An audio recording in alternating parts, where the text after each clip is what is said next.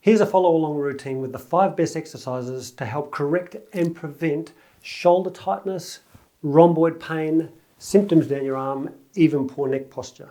It's the kind of thing that you can do at the end of the day if you spend all day on your computer or looking at your phone, or if you've had a stressful day and you've got tight shoulders.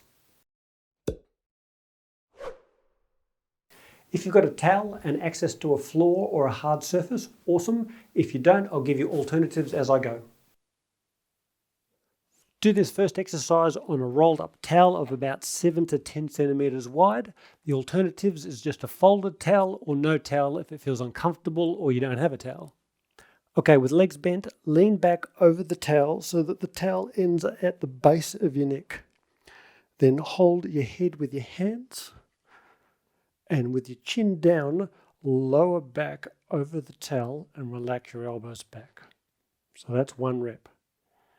Now lift up, lifting your elbows and head gently, and then lower back down, chin down, and relax over the towel again. So that's 2 reps, and we're going to do 10. Rep 3. As you lift up your head, don't lift it up too hard or too high. Maybe just 70% of the way up to keep it nice and gentle. 4. When you relax back down over the towel, relax completely and let everything go. Breathing out as you relax down can help. 5. You can vary the pace and do it a little quicker, or if you prefer, you can relax for a few seconds or longer when you're down. 6. Make sure you keep your chin down as you relax back over the towel. Don't lift your chin up as you descend.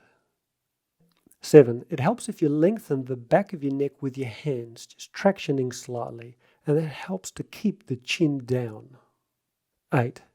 This motion opens the joints at the base of the neck and the upper back, releasing them. 9.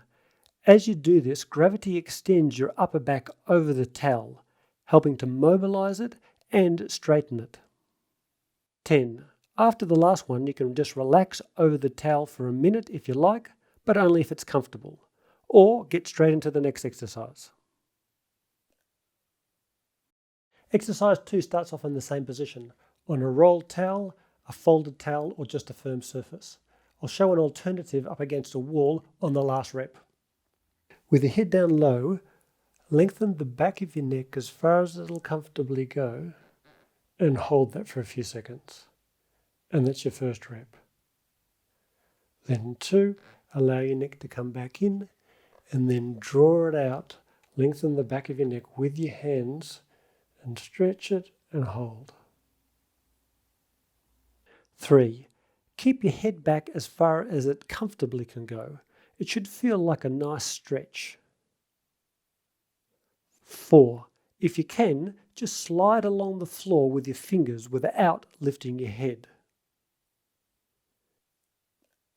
5. Tucking your neck in slightly as you lengthen the back of the neck adds to the stretch. 6. And breathe out as you lengthen your neck. This helps the spinal joints to release. 7.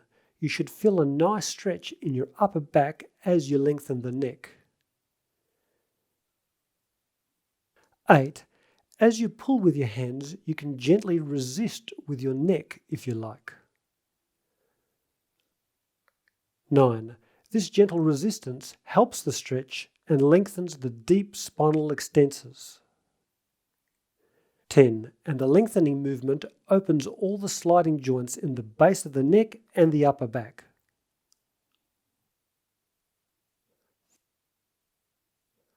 Next, flip over to all fours for exercise number 3.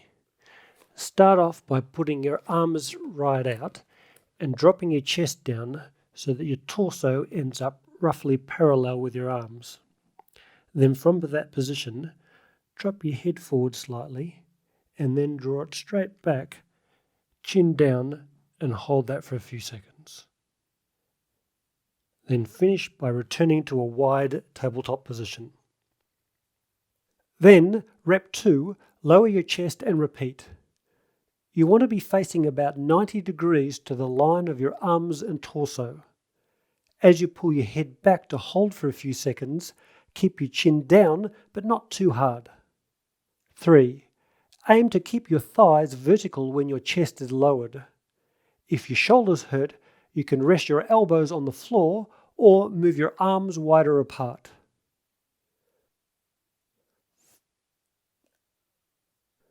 4.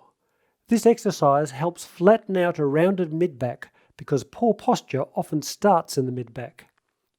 But it also mobilises spinal joints and strengthens postural muscles. 5. You should feel a stretch in your lower mid-back as you lower your chest down, but then feel the muscles working further up in your upper back as you pull your head back. Repeat 5 times slowly.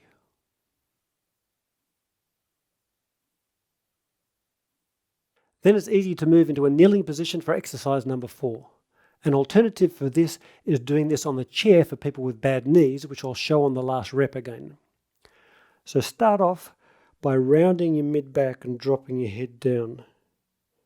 Then arch your mid-back and bring your head back, but again with the chin down. 2. Repeat this slowly, aiming to extend your mid-back first by pushing your chest forward, and then slightly afterwards moving your head back slowly. It's a little bit easier to coordinate that way. 3. Only move the head back as far as is comfortable, which is normally not much further back than the mid-back. And again, don't tuck your chin in too hard. 4. This is a variation of a chin tuck that mobilises joints at the junction between your neck and your upper back. 5. You should feel it stretching just below the neck. Now 5 of these should be enough for this routine. To finish, we stand up to move into a different plane of motion. The aim of this last exercise is to lean away from the side of any pain, particularly arm pain. But if you have general shoulder stiffness, you can actually do this on both sides. So start off by putting the forearm of the side of any pain behind your back and securing it with the other hand, and then tuck your chin in and lean away from the side of pain. Hold that for a few seconds and then repeat. 2. You should feel the muscles on the outside of your neck stretch a bit, but don't do it if it hurts on the side that you lean to. 3. Tucking the chin in opens the spinal joints, but again, don't tuck it in too firmly because it can make the movement uncomfortable. 4. Leaning away from the side of pain opens the joints on the painful side, relieving and releasing stuck joints. 5. Do this 5 times slowly. If you just have shoulder muscle tightness on both sides, as I mentioned, you can do it on the other side too. Doing this routine regularly can help stop joint restriction from building up and keep this area nice and free. Just make sure you don't do any exercises that hurt and go gently the first day. Maybe just do half the reps and see how you go the next day, just in case it's a bit inflamed. And obviously, if any pain or symptoms persist, go and see a professional. Now, I've got several videos with exercises and advice for this area, so I'll leave some links in the description box below. Anyway, I hope you liked the video. If you did, please consider liking and subscribing because it really helps. And I'd be really interested to hear from people which exercise they like the best. So let me know in the comment section below. Okay? Cheers.